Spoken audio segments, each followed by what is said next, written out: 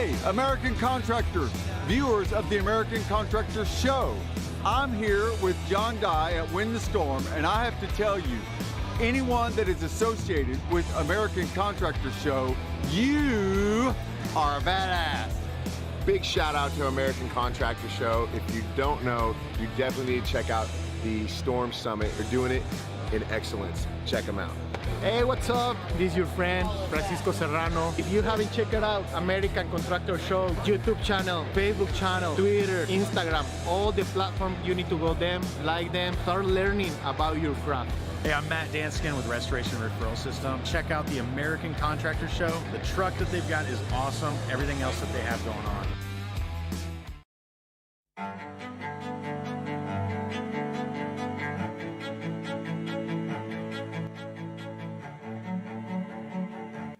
This is Larry Bache with the Merlin Law Group, helping policyholders for more than 30 years. If you have a claim or your client has a claim that needs help, please feel free to call the Merlin Law Group because we are the true policyholder advocate.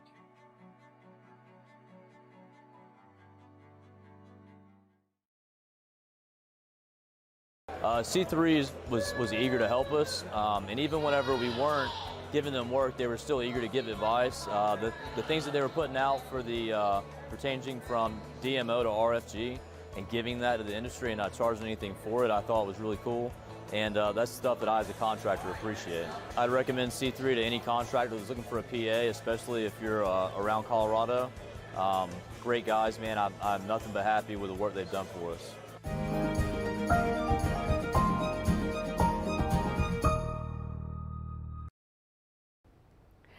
And good afternoon, everyone. Happy Friday. My name is meteorologist Heather Kay, and it's time for our daily hail forecast, sponsored by, as always, C3 Group, Merlin Law Group, and American Contractor.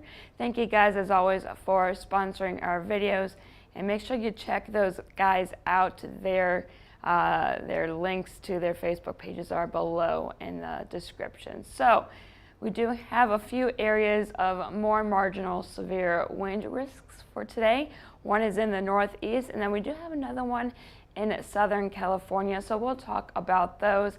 And then we will talk about the roofing forecast for today for Oklahoma City, right here, as well as Dallas. And we will also jump to the tropics to check in on Sam, as well as see if there are other areas that we need to keep an eye on. Funny pun, sorry. Anyway, so we do have that OU West Virginia tailgate. That is tomorrow. The tailgate begins at 4, and the kickoff for this game will be at 6:30. If you haven't gone to any of these yet, they're a lot of fun. You get free food and free beer.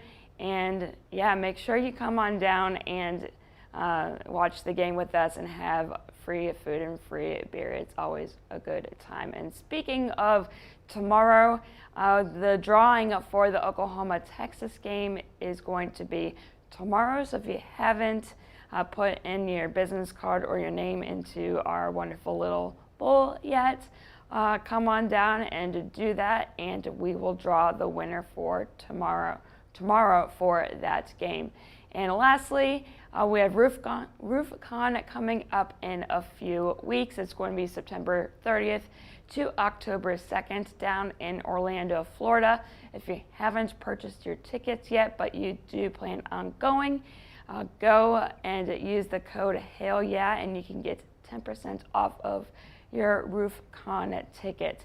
So let's take a look at yesterday's reports. Not a whole lot happened.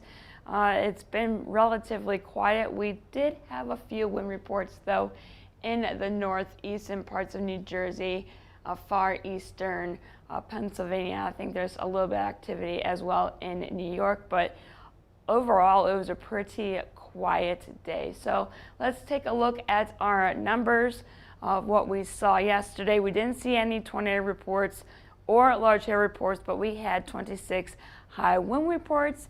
And so far for the year, we're still sitting at the same numbers for tornadoes and large hail.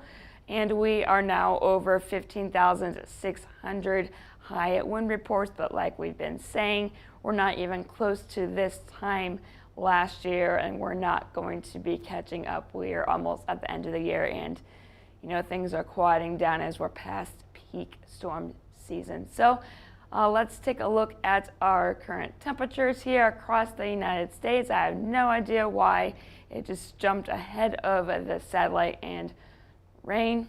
Whatever, we'll just roll with it. Pretty cool across most of the United States.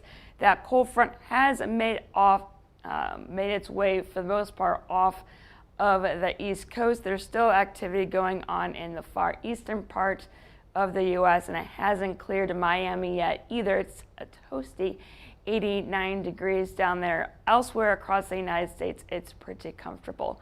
So let's take a look at our future radar. We do have some scattered showers and storms going on right now, and that's going to continue to move on to the east as we get throughout the day. Very slow moving and, like I said, very marginal in terms of a severe wind risk. Some isolated 60-mile-per-hour gusts are possible by 5 p.m. Central Time, so 6 p.m. Eastern Time on the East Coast. It looks like some more thunderstorm development is expected as we get into Maine here, and then that line will slowly move off to the east-northeast, getting through the rest of the evening. Bangor, Maine, you can see some activity as we get later on into the evening, overnight hours, and then that front will finally get off of the East Coast. And then we're going to jump to California. It's pretty dry there right now, but we will have a few isolated storms develop as we get later on into the afternoon. Nothing too crazy, but a storm or two could produce an isolated 60-mile-per-hour gust here and there. And then as that sun goes down, that activity will dwindle off as well. You can see going into overnight hours, California will dry out. So for this afternoon, no surprise, no severe hail is expected. And in terms of wind, we do have two areas. The first is here in the northeast, and up to 60-mile-per-hour gusts are possible, basically from Boston northeastward to Portland, Maine, and then another small area in Southern California. So Indio was really the only city here that I could really find. It's pretty rural in this part of California for the most part. So an isolated 60-mile-per-hour gust is possible there this afternoon. And then getting into tomorrow, no severe weather at all. Hail or wind is expected as that system in the northeast will be pretty much off the coast and there's really nothing in sight. And we'll talk about that in just a second. Before that, let's talk about the weather here in Oklahoma City. It's going to be another beautiful day. Temperatures will be getting up into the mid-80s by 3 p.m. or so, and then as we get through the rest of the evening and into the overnight hours, it will cool off into the mid-60s with clear skies. And then for Dallas, pretty much the same deal, warming up into the mid-80s by 3 p.m., 87 at 3, and cooling down a little bit by 6 p.m. at 85. And then some clouds here and there, no precipitation though, just mostly clear skies, maybe partly cloudy skies, dropping down into the mid-60s by 3 a.m. So it's been pretty quiet besides that system in the northeast, and it's going to continue to do so. We do have that cold front that's going to be making its way off the coast, and we do have another cold front that is making its way across the northern parts of the United States right now, bringing some showers to Minneapolis, down southward into parts of Nebraska. That's going to be moving on to the east as we get throughout today as well as into tomorrow. No severe weather though is expected with that cold front. There just really isn't a whole lot of instability. So just some showers and maybe a rumble thunder too, but that's pretty much it. And that cold front will move on to the east and make its way through the eastern part of the U.S. And Sunday looks pretty quiet overall. We do have another trough that's going to be making its way into the U.S. as we begin our week, and we have to watch that disturbance that is in California right now. it's going to be a cutoff low. And as we get into the beginning of the work week, we have to watch for the potential for maybe an isolated severe weather threat. It's still pretty far out, but it's something that we need to keep an eye on. So speaking of the next few days, it's going to be quiet from today through basically the weekend. It looks pretty nice overall. And then Monday looks pretty good as well. But then Tuesday we need to watch. And it's really far out, like I said, but there could be a chance in the south for a marginally severe weather threat. So keep an eye here at Hill Trace. We will continue to monitor that. Again, it's very marginalized right now. It's not going to be a big widespread event, just something that we need to watch. And now we're going to jump into the tropics. This is Hurricane Sam now. And as we get into this evening, he will increase a little bit in strength up to 85 miles per hour. But the big increase in strength is going to be as we get into this weekend. As we wake up tomorrow morning, he should reach a Category 2 strength with up to 105 miles per hour. And as we get into later in the evening tomorrow, he is expected to become a major hurricane, and then will continue to strengthen as we get through the rest of the weekend. This is Sunday at 9 p.m. Very strong Category 4, so we really need to keep an eye on Sam.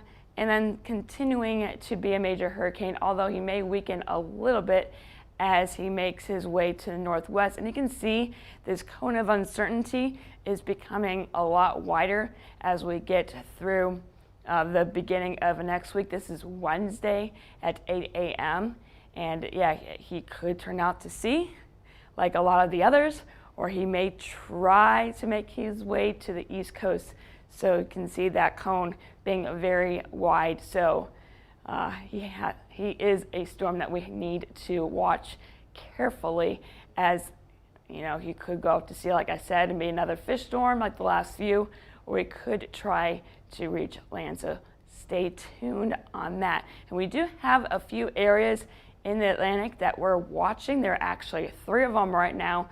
This is the first one. Within the next 2 days, we have a 40% chance that this could become something in the same deal within the next 5 days. And then a second system here in the northern part of the Atlantic where it's a bit cooler, so the chances of this becoming something is not very high. It's only set at a 20% within the next 2 to 5 days. And then we have a third one off the coast of Africa. Within the next 2 days, we're not expecting any development, but within the next 5 days, we have a 40% chance that this could turn into another storm. So this is basically the one that I would be the most concerned about, as it is in a very favorable environment. The waters are very warm, and this is basically where these systems like to develop. So that's all that I have for you today. Make sure, if you haven't already, that you follow us on Twitter, Facebook, Instagram, and YouTube. And if you have any questions, concerns, or just want to say hi, you can give us a call at 855-334-4245. You can email us at info@hailtrace.com, and check out our website at www.hailtrace.com, where we have more information about us and our products, with bios about all of us on there.